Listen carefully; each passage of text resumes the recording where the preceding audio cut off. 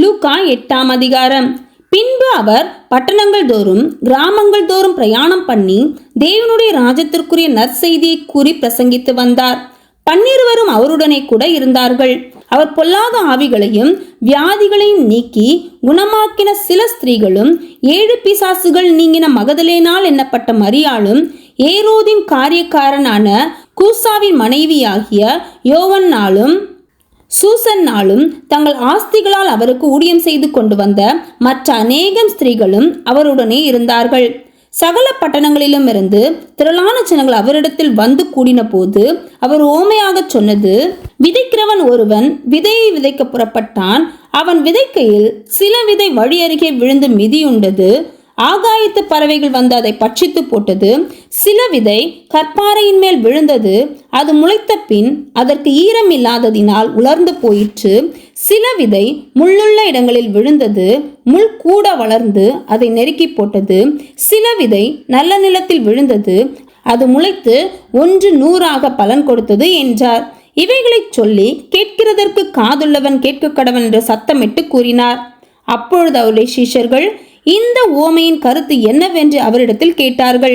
அதற்கு அவர், தேவனுடைய ராஜ்யத்தின் ரகசியங்களை அறியும்படி உங்களுக்கு அருளப்பட்டது. மற்றவர்களுக்கும் அவர்கள் கண்டும் காணாதவர்களாகவும் கேட்டும் உணராதவர்களாகவும் இருக்கத்தக்கதாக அவைகள் உவமைகளாக சொல்லப்படுகிறது. அந்த உவமையின் கருத்தாவது, விதை தேவனுடைய வசனம். வழி அருகே விதைக்கப்பட்டவர்கள் வசனத்தை கேட்கிறவர்களாய் இருக்கிறார்கள். அவர்கள் விசுவாசித்து ரட்சிக்கப்படாதபடிக்கு பிசாசானவன் வந்து அவ்வசனத்தை அவர்கள் இருதயத்திலிருந்து எடுத்து போடுகிறான்.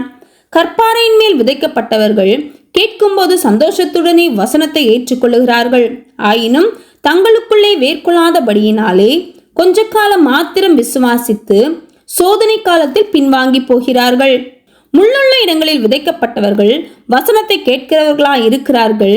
கேட்டவுடனே போய் பிரபஞ்சத்திற்குரிய கவலைகளினாலும் ஐஸ்வர்யத்தினாலும் சிற்றின்பங்களினாலும் நெருக்கப்பட்டு பலன் கொடாதிருக்கிறார்கள்.